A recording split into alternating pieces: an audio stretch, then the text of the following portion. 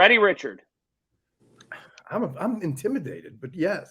All right, 3, 2, 1. Well, hello, everybody. How's everyone doing? Well, huh? Outstanding. All right. Colin, Pat, I'm nervous. I'm nervous. Why are you nervous, Richard? Because I have one of the greatest football coaches, college football coaches ever on this screen sharing our very first live broadcast. And I love it. And so I'm a little intimidated, but hi, Coach, welcome aboard.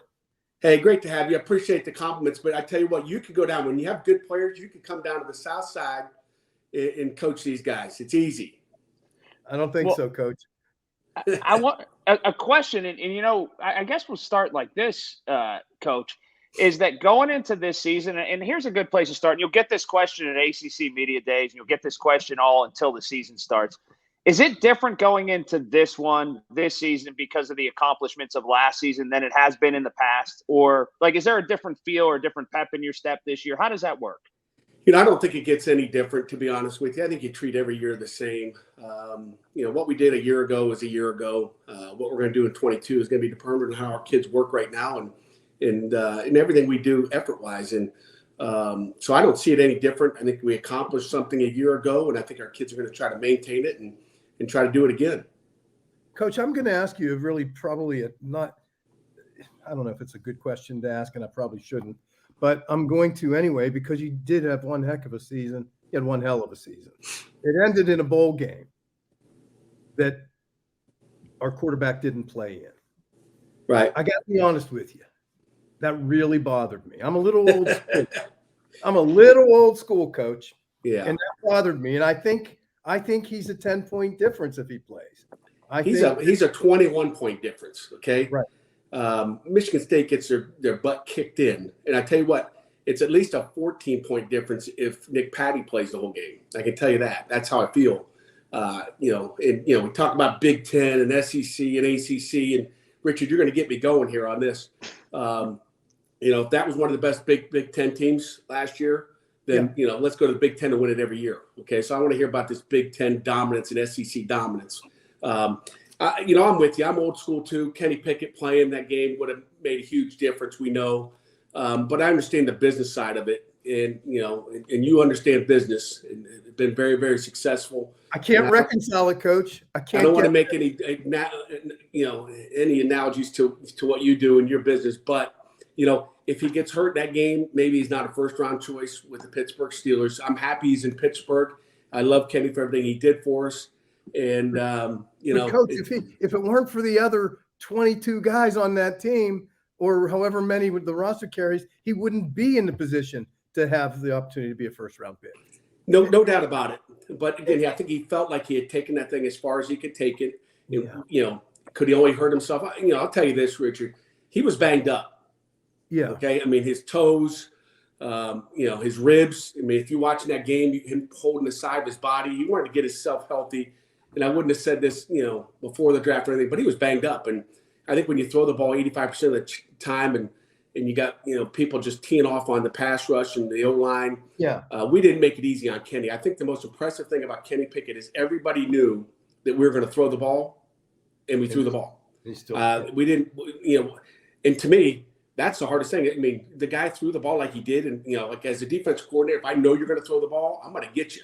Okay. Yeah. I'm going to make you pay. And there's some things we could do to really stop you if we know you have no desire to run the ball. And our old offense coordinator had no desire to run the ball. Everybody knew it. He was stubborn. I mean, Wake Forest 118th in run defense, so we threw the ball every down. And when we ran it, we ran for 10 yards, but that wasn't good enough. That philosophy will change a little bit. But he was banged up, so maybe if we didn't bang him up all season, maybe he would have played. Well, that's a great answer, and I don't mean to get caught on that. I like Kenny Pickett. I like the pick in the draft for the Steelers. You love Kenny Pickett. Love Kenny Pickett. I do. But it's one thing it's hard for me to get past. But let it go. Let it go. We're moving on. Let's find out what this next quarterback situation's got. Well, one thing I did want to ask, because in what I do, Pat, especially this time of year, you got to find stuff to talk about before football starts. And while the Pirates are 113 games out of it, I've got to figure this out. So I talk about conference realignment, and I talk about where teams could go, whatever. And even I think it's tedious and who knows what's going to happen. Do you pay any attention to it? And how much do you look at it? Yeah, I pay attention to it. You want to know what's going on. I mean, I think, it wakes everybody up when you look at, when you watch USC and UCLA make the move they did from across the country, travel-wise, it just doesn't make a whole lot of sense. But it's all about the money. So you pay attention to it. You kind of understand the logistics of what's going on and how important the money is, because it's only about the money. It's about nothing else. I think it's absolutely nothing besides money. And it's sad that we've gotten to that point. Like, you can't make enough money already. We should put a cap on how much money they can make so we can keep things going the right way. So you pay attention to it. I think the ACC is in a great position. We're not going to add teams that don't add value, okay, to the ACC. I think we got great value as it is. And, you knew something like this was going to happen after the Texas-Oklahoma deal. That's why we're sitting here in the ACC talking about, you're going from 2 divisions to 1 division. I'm kind of going, we better worry about, like, where college football is going. I don't know if we'll ever see that 1 division, but that's kind of where we are, and you definitely take a peek at it. So, Coach, along those lines and along the money lines, how do you feel about NIL? I think here we go. I think it's great for our kids. Okay, I want our kids to make as much money as possible, just like we want for our children. I mean, when your children get up, you want to try to help them get a job. You want to see what they can do, how great they can be at whatever that may be. Yeah. So we want to take care of our guys. I want our kids to make money. I think it's great that you can make money off of your jersey. I mean, if there's a lot of Kenny Pickett jerseys out there, why shouldn't he make money if we're selling that jersey? I think that's where name, image, and likeness started. I think the Supreme Court and everybody got it wrong, and they messed it up big time. And it's out of the bottle. I don't know if we can put it back in the bottle, but I think what we've gotten to this pay-for-play name, image, and likeness is a complete mess. That's a great word, great phrase. It really is. I mean, it's great phrase. But how do you feel then when it pushes down to high school, Coach? I mean, there's talk of it, obviously. I hear about it in Pennsylvania. I hear about it in Ohio. I mean, what are we going to get into? I mean, I just don't think it's a sustainable model. I think there's going to be a lot of people that make money out there that are investing money going, what am I doing? Like, I'm throwing this money in. What am I getting back? Yeah. Just how long is that going to last? How much longer are people going to say this is a good investment for me? And what's it going to do to college, the college model? I don't know. But you said this 2 years ago, Pat. I had you on our show, and you were the first person who said this is going to be wild, wild west, and it already is. This is nothing new to you. You saw it coming like this. Every college coach in the country did. And we obviously did a great job at the NCAA level, the AFCA level. And nobody listens to us coaches. They just think they listen to us on 3rd down and 7. I guess they don't listen to us any other down. But I mean, there's a lot of things we've projected along the lines, but it falls on deaf ears, I guess. At the highest level. So, Coach, I kind of followed a little bit Jordan Addison, and I was really disappointed. Not only that he left, but some of his comments I didn't think were all that flattering about. The coaches that he wanted better coaches, basically. And I felt like that might be, and I've heard, and I don't even know from where I heard that. And I think basically he referenced when the offensive coordinator left. He really started to look around. I thought maybe that had a little NIL influence there also. Do you think? I think it had a lot. I haven't made many comments, and I'm sure I'm going to get asked down at the media days here down in Charlotte. I haven't really made any comments because I'm really worried about the kids on our program. But, I think it certainly did. When you hear, in the last couple of weeks where, there's some unhappiness and that, I think that certainly had it. And I'm sure the family would be text messaging me later on saying that didn't have anything to do with it. But I think it did have something to do with it. If it had anything to do with coaching, I think, we're fooling ourselves if we want to believe that, because we got the greatest staff in the country coming off what we did. I feel even better with our staff right now than a year ago. That's a fact. I don't care if we win 1 football game. We got better people coaching on those positions on offense. I can guarantee you that. Okay. I love you, Coach. And I'm just telling you, I'm just giving you facts. Coach Signetti, Coach Underwood, couldn't be any better. But when someone's in your ear making promises, and going back to your name, image, and likeness, there's a lot of false promises being made out there. I can tell you that. There's a lot of people. It's just like recruiting a long time ago. Hey, if you come here, you're going to start, and then you don't start. Okay. And I think the same thing now. People are saying, hey, if you come here, I'm going to give you this. And then, hey, where's my money? what's going to happen? It doesn't come true. What are you going to transfer again? You can't transfer again. You only got one-time transfer. So there's some things that are bad, and if he's not getting what he wants, he should sit out. But I think it all had to do with that. Period. There was nothing else. They can make all kinds of. Everybody can make excuses, but there's no excuses. I agree with you, Coach, and I really appreciate you speaking up on that, because I know you hadn't made any public comments on that. So I appreciate your candor. Coach, do we have any? Who's going to be our quarterback this year? You. We're going to put that cowboy hat on instead of a real helmet, and we're going to go. We got two really good. If I could get back 30 years, I'd be there. We got two really good quarterbacks that are going to fight it out in camp, and we hope to know something. I don't know, midway through camp, you would hope. I don't know when. I'm not going to put a date on it, but Nick Patty, who played a couple series in that bowl game that you weren't excited about, and got hurt, broke a collarbone, is back and healthy. And then Keaton Slovis, a transfer from USC, is another guy that's come in and done a nice job. And we've had 2 practices this week already, and watching him just throw around. Again, we only allowed 30 minutes, but just watching him throw around, throw the football, he's done a nice job. And both those kids are going to compete. And and I think our receivers are both happy with what they've done so far, and where the ball is. I think as a receiver, you want to know, is the ball going to be here, or is it going to be back over here? Right. Behind me, and I think our kids are happy with both of them. I could see right now at this point, coming out of spring ball, and to this point in July, our kids could be happy with either one of those guys right now. Now, Pat, Richard and I texted about this a little earlier today, and I was thinking about this and wanted to ask you this, and I'm talking about way back to when your dad coached or you first got into coaching. It used to be, all right, well, flatten out your route here, or where's the mic, whatever, and you coached. How much is it now that you've got to be the CEO of a program, and football coaching isn't just coaching? And does it become tedious? Like, you got in this to coach, not to recruit your own kids because you're worried about them leaving, or babysitting somebody because of NIL. Do you ever go like, I just want to be a football coach, man? Some days you do, but Colin, I tell you what, back when I took this job in 2015, going on season number 8, I was a defense coordinator, turned down, 4 or 5 head coaching jobs at that point, because I wasn't ready to just go be a head coach somewhere. I was waiting for the right place. But the other answer is I was, still having fun doing what I was doing. I was coaching. I've coached a long time. And then you try to move on, and I wouldn't have taken a head coaching job, even at Pitt, had I not been going, okay, I'm going to be okay if I can't call a play on Saturday. Okay. So there's all the other things you have to do, whether it's name, image, and likeness, and boosters, and taking care of this and that. I enjoyed all that perspective. Recruiting was always part of it, whether you're a position coach, a head coach, or a coordinator. So recruiting has always been a part of it. So there's all the extra stuff, which I really enjoy doing. That's part of being a leader.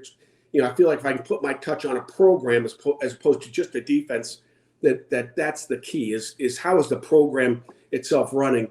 So I think that's the key, but I do get to still coach. When we step on that field for 2 hours a day, I do coach fundamentals. Behind the scenes, when I'm done with that stuff, and I try to be very efficient with my time. Time management's critical. Is I get all my stuff done when I have time.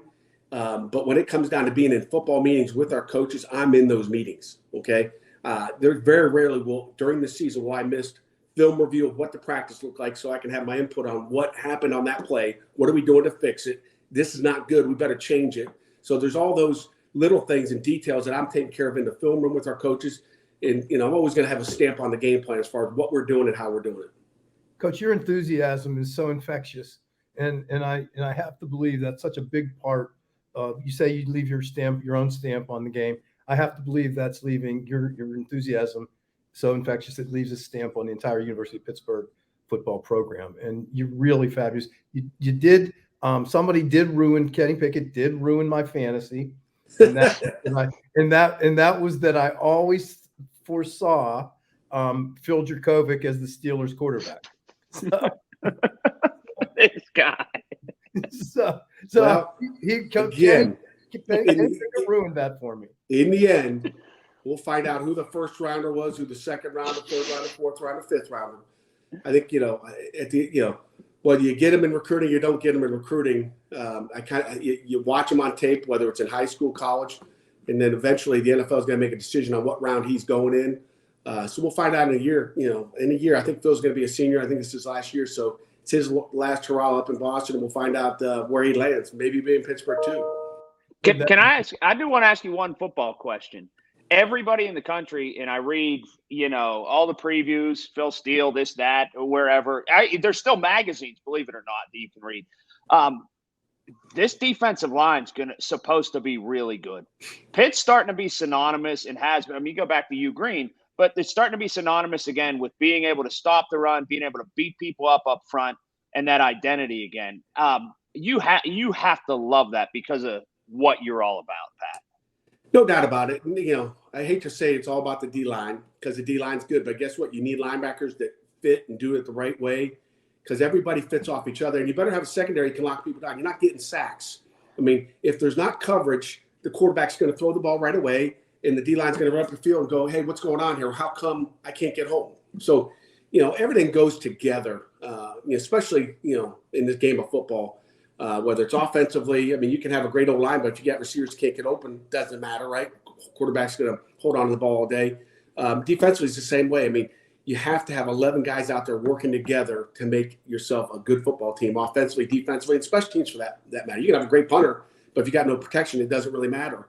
Every punt's going to get blocked. So the D-line is good, but let's be clear here. Our secondary and our linebackers are doing the right thing. So it takes 11. And again, you'll find out who gets drafted. I mean, Damari Mathis got drafted by the Broncos. Everybody talked about Kenny Pickett, but we're excited about what he can do up there. A year ago, Jason Pinnock got drafted, another corner with the Jets. So, and again, we've got some more guys that are just going to keep coming in that secondary as well. And again, Haba Baldonado, John Morgan, Desmond Alexander, who does not get enough, credit for who he is and what he does, as a defensive end up front are critical. Kalijah Cansey, those are all guys, but I can name through the secondary. I mean, Brandon Hill, our boundary safety number 9, ran a 4.34. He's the fastest guy on our football team. Like running a 4.3 back there, 210 pounds is pretty critical. Eric Hallett, who was the MVP of the ACC championship. I mean, there's some guys back there, and it's just, again, comes down to first, what are you doing defensively, structurally? Then who are those guys? But it's D-line, it's linebackers, it's DBs, it's and I think we can be a lot better than we were last year defensively. Man, Coach, it's always so exciting to talk to you. Really, and I'd love to have this guy's Mr. Compliments today. He is. Colin, does he give you this many compliments too? All the time. Your enthusiasm, it revs me, and it makes me just want more. I just honestly, come on down. Why don't you come to practice one day? I thought you were coming to practice a year ago. You know what? I'm going to take you up on that. Colin, will you do Yes. that with me? Sure. Let's go. And it's shame on me. I don't know if I still do this or not because we used to sponsor the Little Panthers. You do. And do I still do that? You do. And I only don't know because of the COVID. And I didn't remember if we took a break from it last year. But I take it back. I know you have, and we have not done since COVID the Little Panther camp. Right. That's what I thought. So, but we want to be involved. And again, that program to me it embodies everything that that University of Pittsburgh is. You don't see D1 coaches walking on the field with 10-year-old kids and making their players participate in these camps. You don't see that. USC doesn't do that. And so when you see that, man, that's just the right thing, the real thing. And I love it. And that's why we sponsor it. So yes, if it's back, we want it. But beautiful. I just love it. I really do. I appreciate it. All right. Well, good luck at ACC Media Days. I'm sure it'll be interesting. So there's that. Get down there, get in, get out, and get home and get to practice. So get ready to roll. Yes. All right, guys. Coach. Thank you, Pat. Thanks, Coach.